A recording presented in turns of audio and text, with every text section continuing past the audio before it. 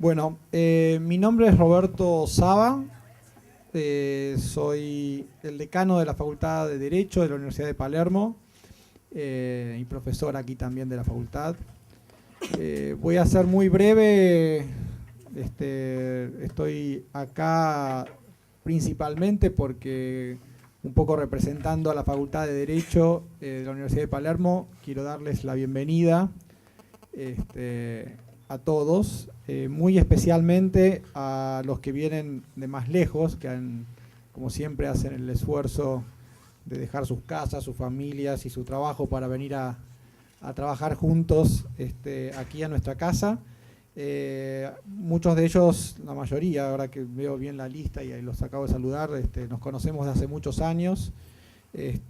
Carlos Lauría, de CPJ, Rosario Zoraide, que va a moderar ahora el panel, le voy a pasar la palabra en un ratito, de UNESCO, Mauricio Herrera, de la Relatoría Especial de la OEA para la Libertad de Expresión, María Dolores Muiño, de Fundamedios, Héctor Becerra, de CELIBRE, y quiero también presentarles un poco institucionalmente al Centro de Estudios para la Libertad de Expresión y el Derecho a la Información, que está un poco detrás de este encuentro, y que es un centro de estudios que dirige mi colega y amigo Eduardo Bertoni, que muchos de ustedes lo conocen o lo conocieron en su calidad de digamos, de cuando fue relator especial para la libertad de expresión de la OEA hace algunos años. Y bueno, básicamente ese centro es para la Facultad de Derecho, por empezar, un orgullo desde el punto de vista de la calidad de su trabajo, pero también del compromiso con un tema que en todos nuestros países es fundamental para el funcionamiento del sistema democrático, que es la libertad de expresión. Muchos de nuestros países han realizado importantes avances en este tema.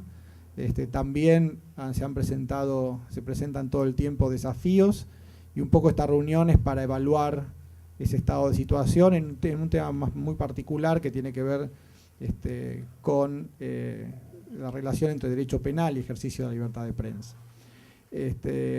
Así que este es un poco el motivo de la reunión. Quiero darle a todos la bienvenida y augurar un excelente par de días de trabajo. Sé también que luego va a haber una presentación del informe que el CELE ha preparado sobre un poco la evaluación de la reforma al Código Penal en Argentina referido a las sanciones que recibían, digamos, periodistas en función de ese código. Y que van a estar con nosotros Enoch Aguiar en representación de FOPEA y el diputado Ricardo Gil Lavedra. Bueno, este encuentro empieza con un pequeño acto de censura, porque Eduardo Bertoni me dijo, sé breve, porque tenemos muy poco tiempo para discutir muchas cosas. Pero como también creo que la libertad de expresión es un derecho valioso como precondición de la democracia, entiendo que mi silencio deja lugar a una discusión muy interesante. Así que muchas gracias por estar acá y muy buen trabajo. Gracias. Le paso la palabra a Rosario, que va a empezar con el panel. Muchas gracias. Bueno, trataré también de ser breve. Bienvenidos todos a este evento sobre esta discusión sobre la violencia y otros problemas que enfrentan los periodistas en Latinoamérica, especialmente también relacionados con la criminalización de la expresión. Lo cierto es que vivimos en un mundo en que la evidencia parece mostrar que ser periodista se ha vuelto más y más peligroso.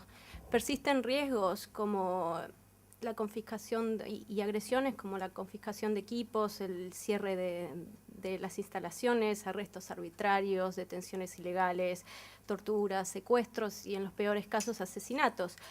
Pero también se dan nuevas formas de violación del derecho a la libertad de expresión, nuevas formas de censura más indirecta, nuevas formas de monitoreo a través, por ejemplo, de las tecnologías a través de Internet. También crecieron las amenazas por parte del crimen organizado, más allá de actores estatales que tradicionalmente eran una fuente importante de agresiones al periodismo. También una importante tendencia es que la violación a los derechos de los periodistas y específicamente también los asesinatos no se dan principalmente ya en zonas de conflicto, sino que también en épocas de paz, y están relacionados con la cobertura de temas que ponen incómodos a ciertos sectores, de temáticas como la corrupción, el crimen organizado, y son periodistas locales los que son en mayor parte víctimas de estas agresiones. Lamentablemente son muy pocos los casos en que se investigan estos crímenes y se hace justicia. Y nuestra región no se mantiene al margen de estas tendencias, sino que de hecho hay situaciones alarmantes en ciertos países.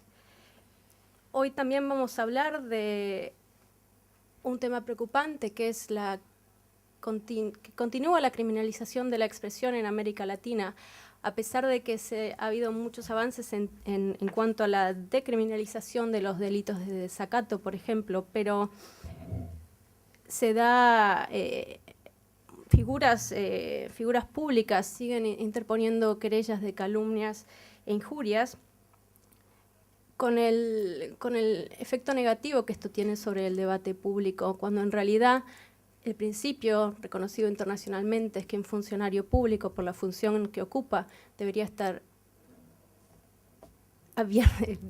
ser tolerante o voluntariamente se pone en una situación donde está abierto al escrutinio público. Bueno, yo no voy a entrar en estos temas en detalle, sino que los voy a dejar a los panelistas a contarnos sobre la situación en la región. Pero antes de darle la palabra a ellos, yo quería contarles un poco por qué estoy acá, porque UNESCO, pertenezco a UNESCO, a la División de Libertad de Expresión y Desarrollo Mediático, y muchas veces me pasa que la gente relaciona a UNESCO con, piensan por qué esta chica está acá, si en realidad UNESCO trabaja en cultura, educación. Bueno, no, UNESCO también es la agencia especializada de Naciones Unidas, con un mandato específico para promover, nuestra Constitución dice, el libre flujo de ideas a través de la palabra y la imagen. O sea, nosotros promovemos la libertad de expresión, libertad de prensa y libertad de información. Lo hacemos de distintas maneras, y garantizar la seguridad de los periodistas y avanzar en el combate a la impunidad en los crímenes cometidos contra ellos es una de nuestras prioridades. Por lo tanto, es muy importante para mí estar aquí. Otra área de prioridad para nosotros es el apoyo de marcos legales propicios para la libertad de expresión. Y, por supuesto, uno de los puntos claves que nosotros promovemos es la despenalización de delitos como las calumnias y las injurias, y que se utilicen en cambio sanciones de tipo civil, o promover la autorregulación de los medios a través de códigos de ética, consejos de prensa y ese tipo de mecanismos. Nosotros trabajamos a través de apoyando a organizaciones de la sociedad civil, por ejemplo, para el establecimiento de sistemas de alertas, monitoreo, para concientizar a la población sobre los riesgos que enfrentan los periodistas y también sobre la importancia de su rol en la sociedad. Un evento clave todos los años que nosotros organizamos es el Día Mundial de la Libertad de Prensa, el 3 de mayo, y justamente en el marco de este día, cada año surge una declaración, se adopta una declaración, y justamente en el 2004 se adopta la Declaración de Belgrado, que llama a los Estados miembros de UNESCO a garantizar la seguridad de los periodistas y a terminar con la impunidad. Esa declaración estaba centrada en zonas de conflicto, pero luego en el 2007, en otro Día Mundial de la Libertad de Expresión, la Declaración de Medellín amplía este llamado también en zonas de paz, no solo de conflictos.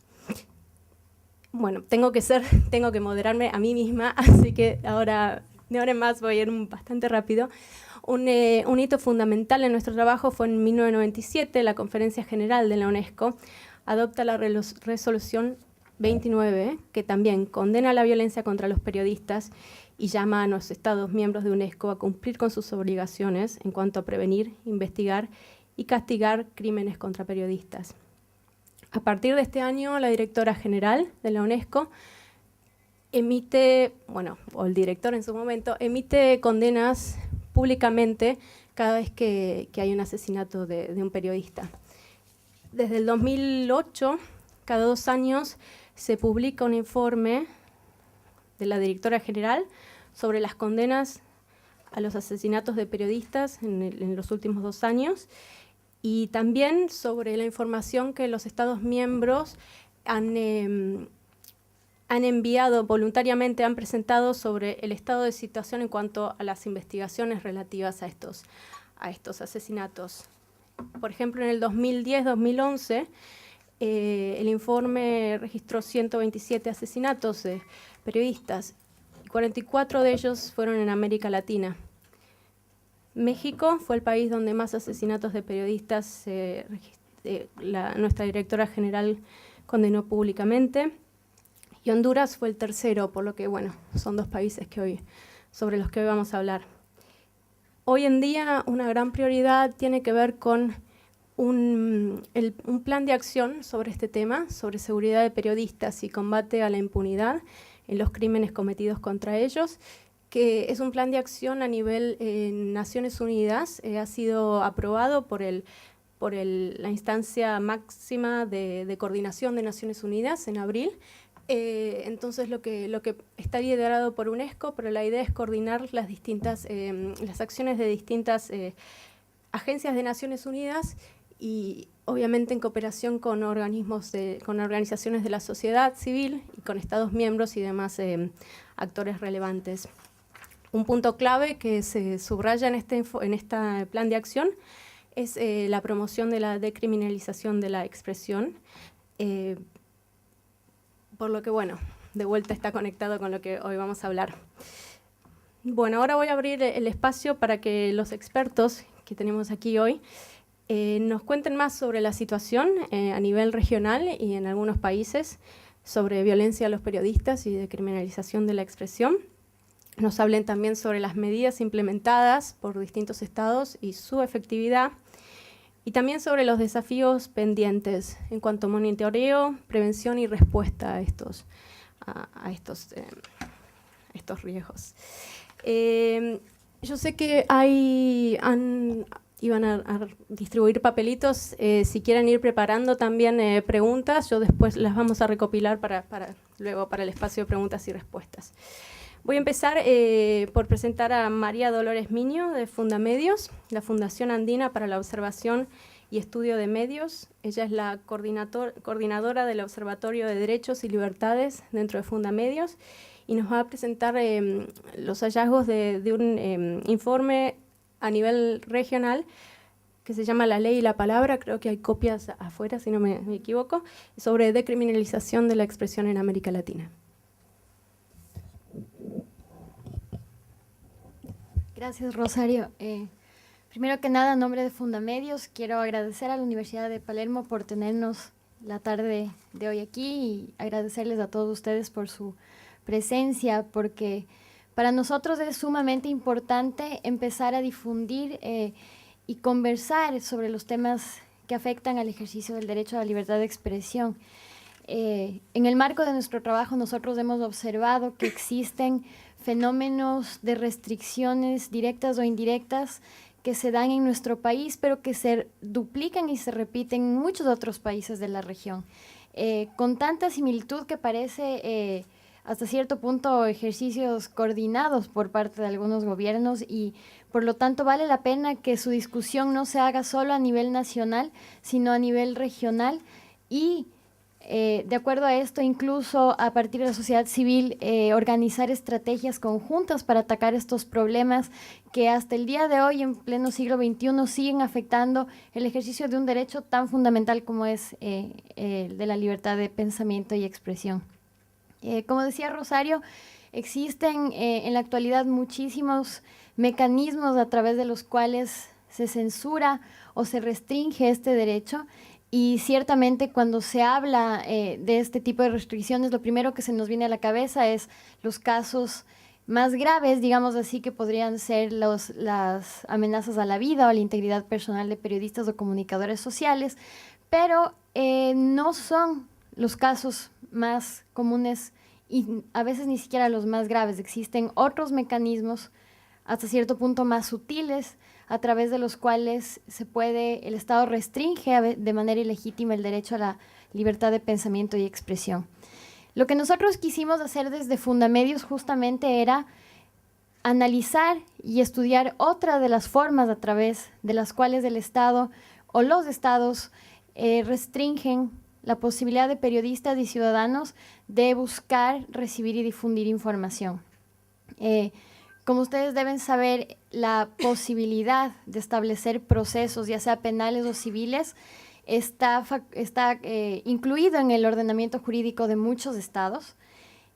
No necesariamente es incompatible esto per se con el ejercicio del derecho a la libertad de expresión, pero sí su uso abusivo en diversos estados ha generado situaciones o un efecto inhibidor bastante grave al libre intercambio de ideas, especialmente cuando éstas se tratan de asuntos de interés público, por lo cual vimos la necesidad de estudiar las normas que existen para establecer responsabilidades ulteriores en la región, cotejar estas normas con los estándares internacionales en materia de derechos humanos, particularmente los estándares que han surgido desde el Sistema Interamericano de Derechos Humanos, y finalmente poner ejemplos a través de casos emblemáticos que se han dado en distintos países de la región.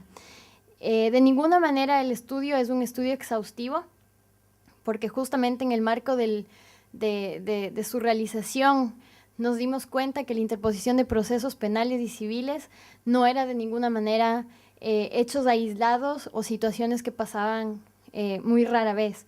De hecho, es más común de lo que nos imaginamos. La cantidad de procesos civiles y penales contra periodistas y ciudadanos es altísimo y tiene la contraparte de que es muy difícil monitorearlos porque no siempre se encuentran disponibles o porque los procesos se quedan en stand-by, digamos así, y no llegan a concluir, lo cual también es preocupante.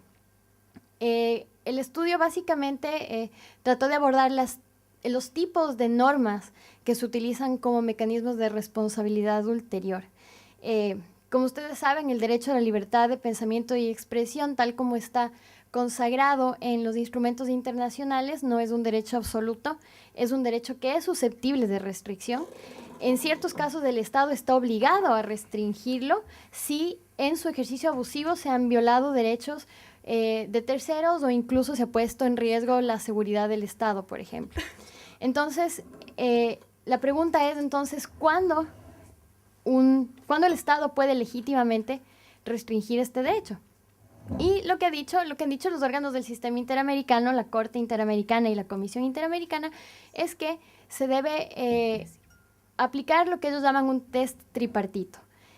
Para que una restricción al derecho a la libertad de expresión sea legítimo y compatible con las obligaciones internacionales del Estado, tiene que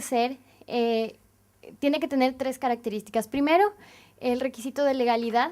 ¿Qué quiere decir esto? Que las normas que se aplican para la restricción deben estar establecidas en una ley, no en una norma de inferior jerarquía, sino en una ley, y que su contenido además tiene que ser suficientemente claro, de tal suerte que las personas el ciudadano común sepa cuáles son las conductas atípicas que le pueden dar paso a una sanción. El segundo requisito es el requisito de necesidad. ¿Qué quiere decir? Que la restricción no debe ser incompatible con los requisitos de una sociedad democrática. Esto es, que el tipo de discurso sea de aquellos que fomente el debate democrático, la transparencia. Este tipo de discurso no puede ser objeto de sanciones y el test de necesidad se hace por esta vía. Y finalmente, el requisito de la proporcionalidad quiere decir que la sanción a imponerse, si es que se impone, no puede ser excesiva y no puede exceder el fin perseguido. Esto particularmente en los casos de sanciones civiles, de sanciones penales, y civiles, en cuanto a la cuantía de las multas, es sumamente importante. Entonces, ¿qué tipo de normas existen a nivel regional? La primera norma, y que es la norma por excelencia, digamos así, para la criminalización de la expresión, es las normas que se llaman de desacato o los delitos de desacato y vilipendio. Estas normas hasta muy recientemente existían en casi todos los ordenamientos jurídicos de los estados de la región y a grandes rasgos consisten en tipos penales que criminalizan la crítica o la opinión contra funcionarios públicos en ejercicio de sus funciones, contra instituciones públicas e incluso emblemas patrios. A partir de 1994, la Comisión Interamericana empezó a estudiar este tipo de normas y llegó a la conclusión de que las mismas eran incompatibles con las obligaciones del Estado en materia de libertad de expresión por dos razones fundamentales. Primero, porque daban a los funcionarios públicos un mayor espectro de protección en cuanto a su derecho al honor, y en segundo lugar, porque inhibían el debate sobre asuntos de interés público. Entonces, a partir de entonces, la Comisión Interamericana empieza a hacer una campaña regional para la despenalización de los delitos de calumnias e injurias, y el primer estándar fue que los funcionarios públicos, como dijo Rosario, por las funciones que ellos mismos han asumido, se han expuesto a un nivel mayor de escrutinio público y que por tanto deben ser más tolerantes con la crítica y con las opiniones que sobre ellos puedan decir la ciudadanía. Y la campaña fue hasta cierto punto exitosa. Al menos 9 estados de la región han eliminado la figura del desacato y la pionera fue efectivamente Argentina, a través de un proceso de solución amistosa en la Comisión Interamericana de Derechos Humanos por el caso Berbisky. Fue el primer estado que despenalizó y, digamos, eliminó la figura de desacato de su ordenamiento jurídico, y después de eso otros estados como Honduras y Guatemala lo fueron haciendo a través de reformas legislativas o a partir de sentencias constitucionales. Entonces, hasta aquí el proceso fue más o menos exitoso. Un caso emblemático es el caso de Venezuela, por ejemplo, que al contrario de la tendencia regional, digamos así, se ha ido un poquito para atrás, no solo reforzando en su ordenamiento jurídico la existencia de los delitos de desacato, sino incluso brindándole un respaldo jurisdiccional, digamos así, constitucional, a través de sentencias de la Suprema Corte, en las que básicamente han dicho que los delitos de desacato no son contrarios a las obligaciones internacionales de materia de derechos humanos, y de paso han cuestionado la autoridad que tiene la jurisprudencia de la Corte Interamericana en ese estado. No obstante, prácticamente las gestiones de la Comisión en este aspecto han sido exitosas. Y en el marco de este monitoreo, el segundo punto, el segundo tipo de normas que se empezó a estudiar fueron las normas penales de calumnias e injurias, que básicamente son tipos penales que sancionan el hecho de las imputaciones falsas que se hace sobre una persona o las acusaciones falsas que se hace sobre una persona con respecto a que ha cometido o no ha cometido un delito. La Comisión también estudió este tipo de normas. Y lo que se vio en el marco de este estudio y de ciertos casos que han sido conocidos incluso por la Corte Interamericana es que, si bien estas figuras no protegen directamente a funcionarios públicos, en la práctica sí se estaba utilizando para este fin. Entonces, lo que sucede hasta el día de hoy es que funcionarios públicos, altos funcionarios públicos inclusive, presentan querellas contra periodistas o contra ciudadanos por alegados delitos de calumnias e injurias, cuando en realidad lo que sucede es que se trataba de ciudadanos que trataban de discutir o cuestionar el ejercicio de sus funciones como tales.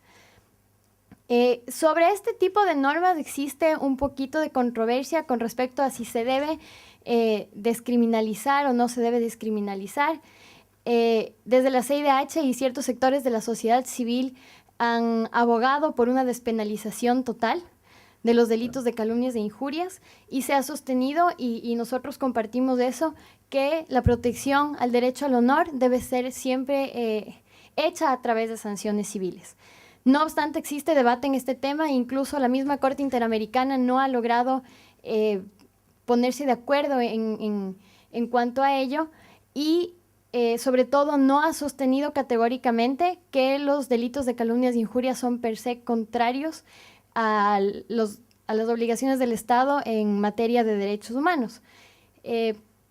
Incluso en ciertos casos la Corte Interamericana ha llegado a decir que la vía penal no es necesariamente violatoria, aún en el caso de funcionarios públicos, lo cual ha creado cierta ambigüedad y ha imposibilitado mucho que exista un estándar, como sí sucede con los delitos de desacato. Y por esta razón es que se ha reconocido que existen estos delitos en ciertos estados que no van a ser derogados próximamente, en muchos. Por lo tanto, se han establecido ciertos parámetros sobre cuándo una norma podría ser compatible con el derecho a la libertad de expresión cuando se trata de calumnias e injurias, y el estándar principal es que aunque estas normas penales existan, las mismas tienen que estar tipificadas de tal manera que excluya de su ámbito de protección a funcionarios públicos o asuntos de interés público. Y esto se ha logrado hacer. De nuevo, Argentina es el caso emblemático y el caso líder a nivel regional a través de la aplicación o el cumplimiento de una sentencia de la Corte Interamericana. En el caso Kimmel se inició el proceso de despenalización, que básicamente consiste en excluir del espectro de la norma penal a funcionarios públicos y asuntos de interés público.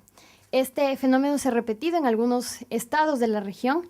En los estados que todavía conservan la figura, de nuevo, su aplicación y su existencia es preocupante porque no se utilizan para el fin que son, se utilizan más por funcionarios públicos para evitar la crítica sobre sus funciones. El año anterior ustedes recordarán quizás que en Ecuador hubo un caso emblemático que es el caso del Universo, en el cual el presidente a título personal sometió a un editorialista y a directores de varios medios, a un proceso penal por calumnias e injurias, cuando en realidad el editorial objeto de la querella cuestionaba las decisiones del presidente en un momento importante, digamos así, para el Estado ecuatoriano durante una revuelta policial. Entonces, lo que se trata es que si es que efectivamente un Estado va a conservar este tipo de normas, lo haga dentro de estos parámetros de tal suerte que no genere un efecto inhibidor en el debate de asuntos de interés público. El tercer tipo de norma que nosotros contemplamos son las normas civiles. Y como les decía, existe mucho apoyo por parte de órganos internacionales de protección de derechos humanos y sectores de la sociedad civil para que el derecho al honor se proteja a través de sanciones civiles, es decir, en el mejor de los casos, sanciones pecuniarias y que de todos modos no implique la amenaza de un proceso penal o la cárcel. Entonces, efectivamente, las sanciones civiles sí son menos restrictivas, son menos severas. No obstante, en el marco de nuestro estudio, lo que pudimos ver es que, al igual que los otros dos tipos de normas, son muchas veces usados equivocadamente porque son, de nuevo, los funcionarios públicos quienes más hacen uso de ello con el fin de silenciar la crítica y con el fin de evitar que sus gestiones sean efectivamente fiscalizadas, con lo cual, de nuevo, el efecto inhibidor sigue siendo exactamente el mismo. ¿Cuándo una norma sí puede ser compatible, una norma civil puede ser compatible? Cuando observa los estándares de proporcionalidad y legalidad y, sobre todo, cuando el momento de imponer una sanción de tipo pecuniario establezca techos o establezca límites a la cantidad dineraria que se puede imponer a un periodista o un medio para pagar en cuestión de una multa. Y la otra cosa es que, de ser posible, una sanción civil no debe contemplar siempre y en todos los casos el pago de una multa, sino que debe contemplar mecanismos alternativos de restitución del derecho a la honra, como por ejemplo el derecho de rectificación o el derecho de respuesta. En la región, igualmente, en nuestro caso, en el caso del trabajo que hacemos desde Fundamedios, igual tuvimos el año anterior y en este año también el caso de dos periodistas que publicaron un libro que se trataba de una investigación sobre posibles actos de corrupción en el gobierno. De nuevo, el presidente de la República, actuando en calidad de ciudadano, presentó una demanda civil por daños y perjuicios y eventualmente los dos periodistas fueron condenados al pago de $2 millones en primera instancia y finalmente a través de un perdón presidencial el proceso quedó archivado. Pero lo que ilustró el caso es que efectivamente, aunque las sanciones civiles pueden ser menos severas, de todas maneras, la posibilidad de la imposición de una multa excesivamente alta puede generar aún más miedo en la población de pronunciarse por el temor que existe justamente a arriesgar su patrimonio personal y su patrimonio familiar por una multa exorbitante de este tipo. Entonces, la necesidad urgente de que se excluyan de este tipo de normas los asuntos de interés público y que se prohíba que los funcionarios públicos interpongan este tipo de querellas y sobre todo establecer criterios claros con respecto a los límites en cuanto al otorgamiento de indemnizaciones. No puede ser discrecional y no puede quedar a criterio de los jueces, sino que tiene que tener algunos parámetros. Finalmente, luego, otro tipo de normas, y esto un poco más resumidamente, son las normas de seguridad nacional.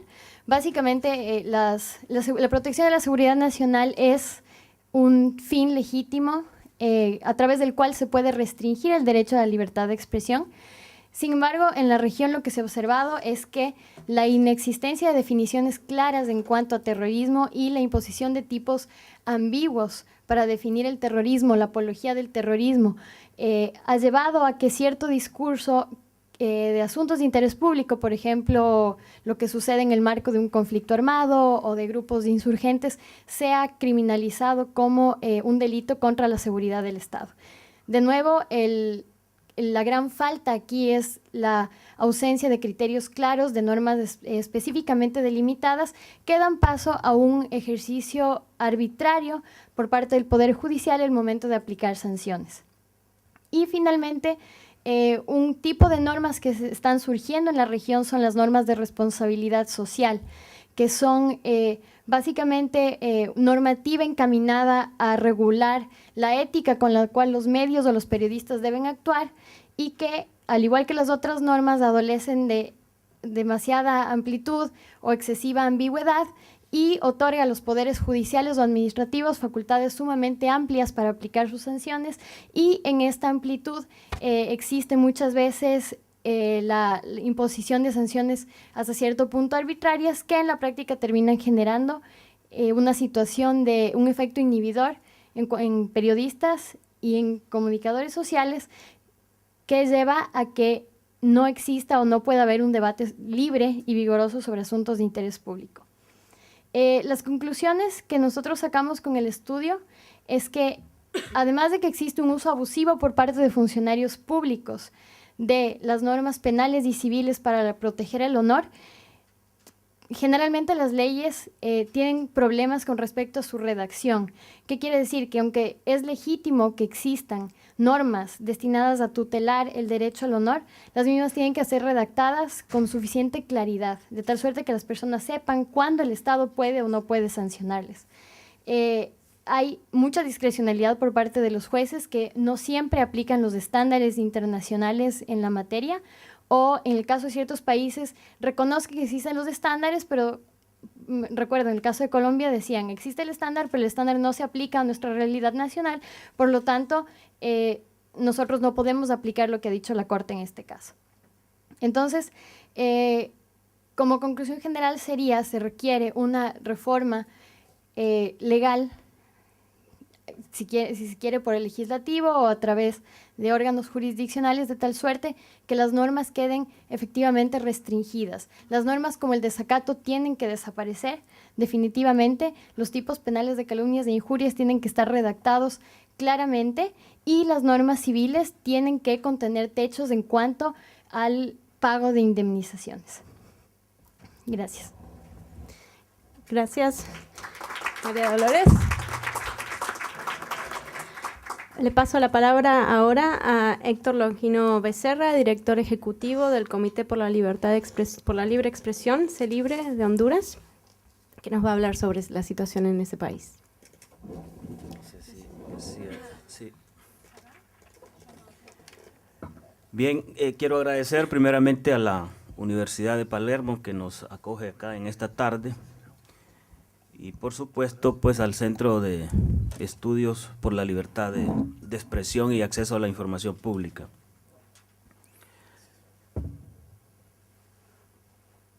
En Honduras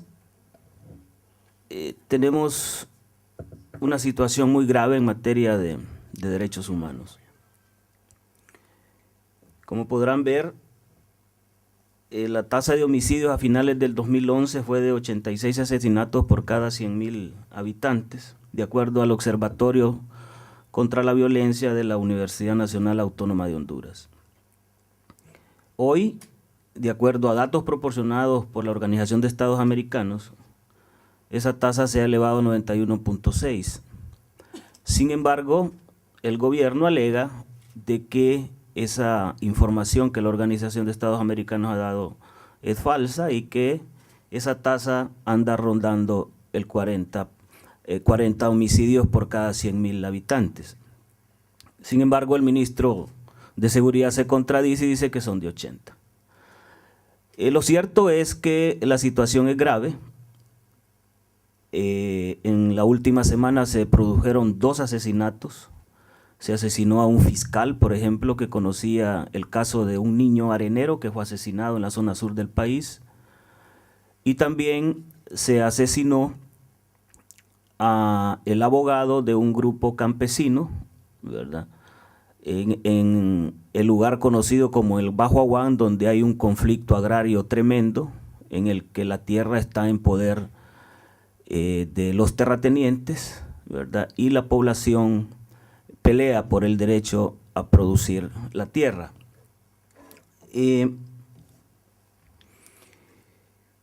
Nosotros hicimos una entrevista a una persona que es el conductor, en Honduras le llamamos la morguera, el conductor del vehículo que recoge los cadáveres en la zona norte del país, y él nos cuenta que ha recogido hasta 20 cadáveres diarios solo en la zona norte. Al final, nuestro reportero concluye de que probablemente a finales del año la tasa de homicidios andará por 90 personas por cada 100.000 habitantes. Lo que definitivamente es preocupante, estamos hablando de una persona asesinada cada 75 minutos en el país. En medio de esta ola de violencia y en cuanto al asesinato de periodistas, inicialmente el gobierno expresó que debido a esta gran ola de violencia, ¿verdad?, caían cualquier tipo de personas indistintamente de la profesión a la que se dedica.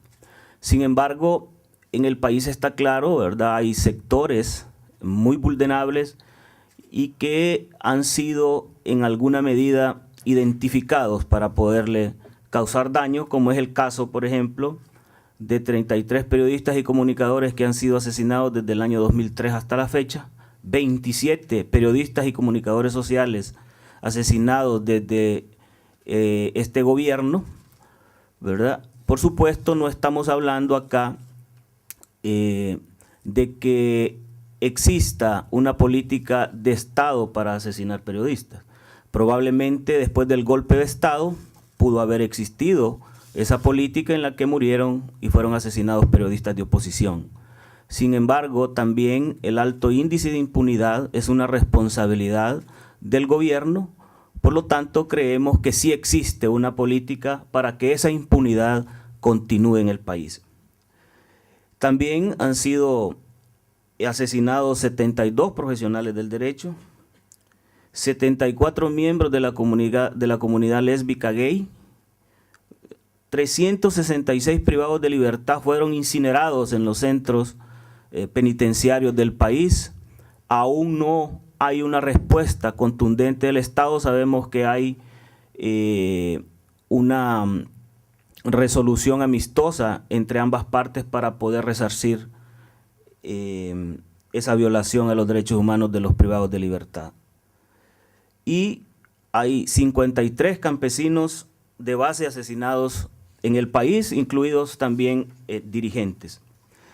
Entonces, ¿cuáles son las razones? En voz de algunas personas que tienen incidencia en el país, o en voz de representantes defensores de derechos humanos a nivel internacional, como es el caso de Margaret Secagia, que manifestó en el año 2012 que esta situación se agrava después del golpe de Estado, lo que provoca pues una vulnerabilidad particularmente de los defensores y defensoras de derechos humanos, como es el caso de periodistas, ¿verdad? Y otras personas que se dedican a esta noble labor de defender los derechos humanos en el país.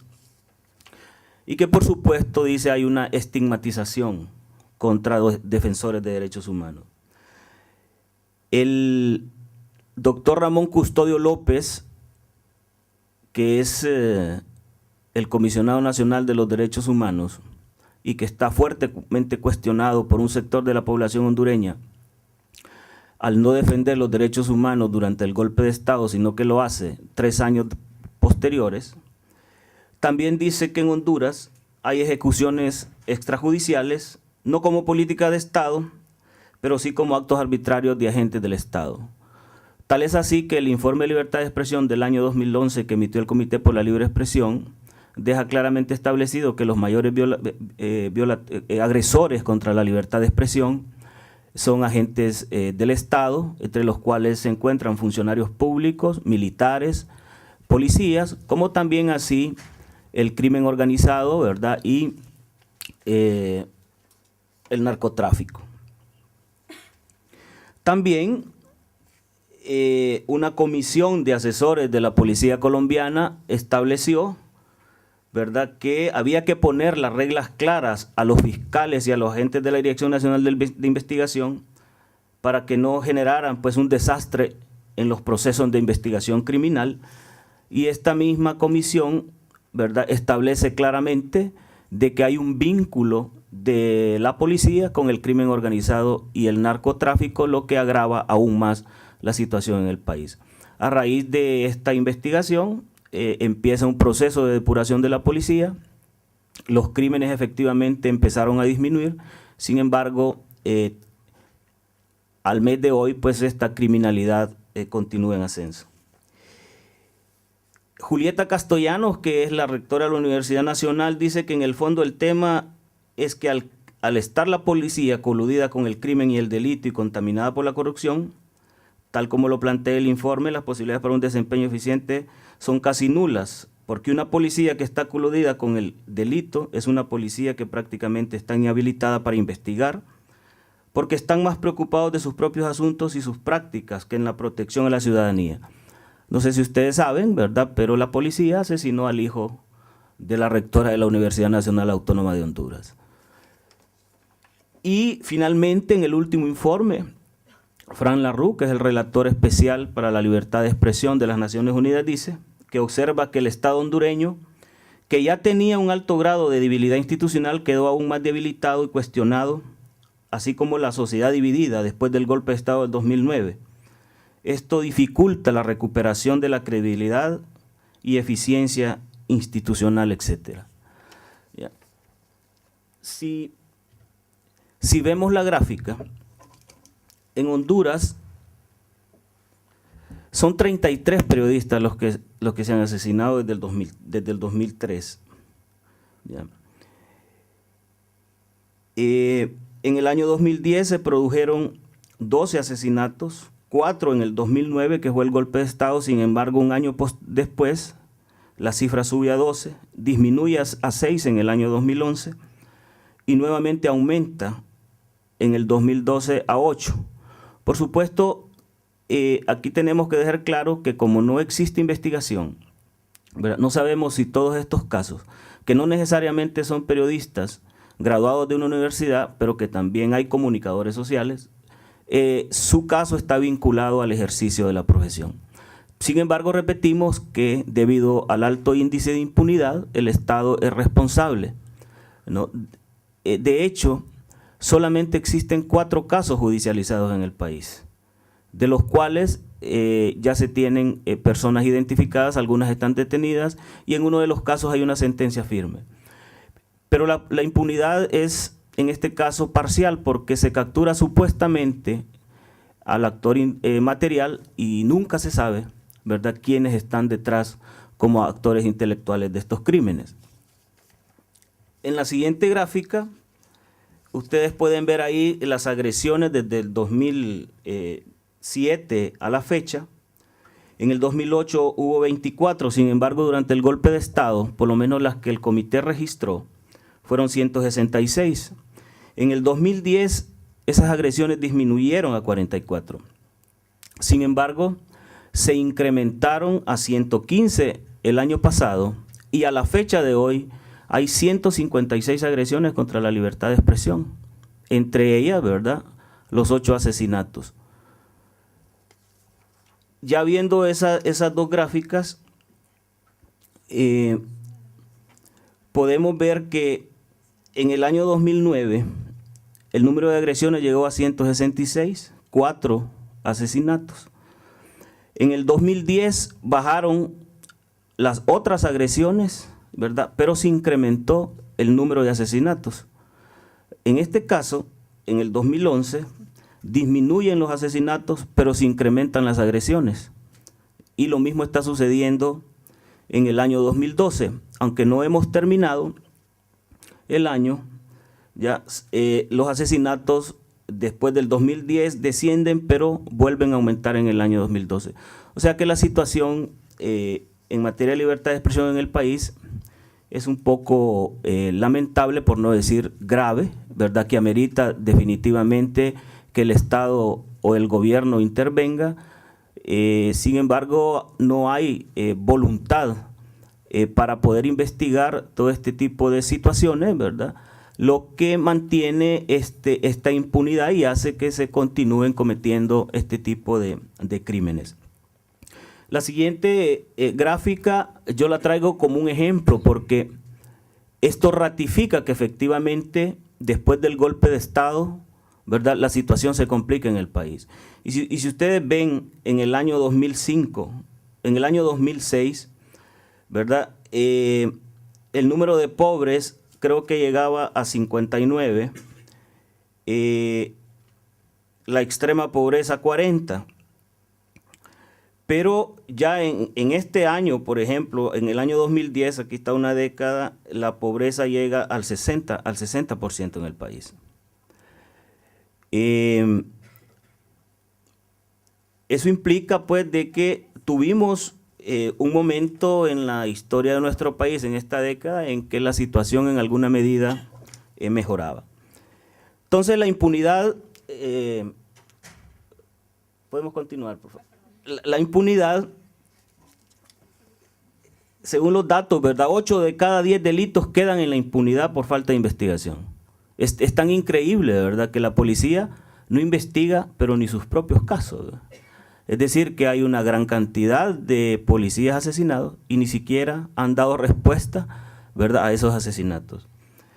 Se estima que entre el 2005 y el 2010 el Ministerio Público remitió a la Dirección Nacional de Investigación Criminal 306.305 expedientes. De esos devolvieron 60.780, dejando sin investigar y posiblemente en la impunidad del 80%. Es decir, no hay voluntad política. Y en alguna medida hay imparcialidad en el caso de la investigación de periodistas.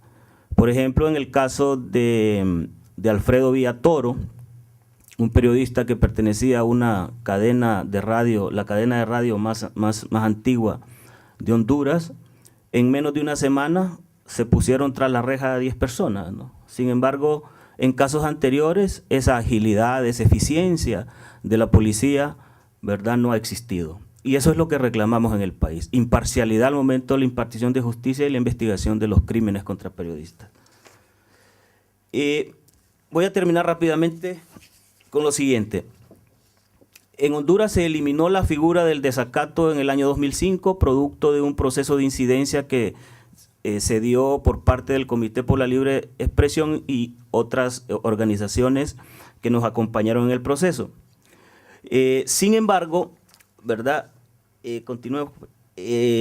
dentro de la ley, particularmente del Código Penal, siguen existiendo los delitos contra el honor, la calumnia, la injuria, pero hay un debate en el país, ¿verdad?, en si estos delitos pueden dirimirse en el ámbito de lo civil o en el ámbito de lo penal. Hoy me di cuenta de que un periodista ha sido querellado por una candidata a diputada, pero conocemos que efectivamente el medio de comunicación ha falseado información, porque tenemos información de primera mano cómo sucedió el hecho, y es ahí donde empieza la discusión, porque tenemos que darnos cuenta que como periodistas tenemos una responsabilidad frente a la opinión pública, y lo primero que debe prevalecer definitivamente es contar el hecho tal y como sucedió, y tener pruebas fehacientes de que así sucedió, ¿verdad? Y no falsear la información. Por eso es que esto está en debate en el país.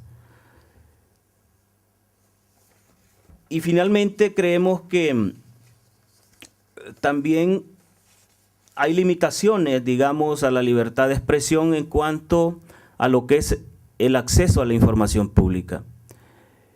Nosotros también lideramos el proceso de incidencia que concluyó con la aprobación de la Ley de Transparencia y Acceso a la Información Pública. Y es un proceso de sociedad civil. Sin embargo, llega al Congreso Nacional y en alguna medida fue trastocada. Hoy esa ley es aprovechada, por ejemplo, y se pone en secretividad toda aquella información en la que, por ejemplo, están involucrados policías para el caso. Y se hace desde el Instituto de Acceso a la Información Pública. Este es un reto que tenemos en el país. Por ejemplo, para especificar ya, para concluir con esto, se creó una unidad de seguimiento y evaluación de la carrera policial que sustituyó a el Departamento de Asuntos Internos de la Policía.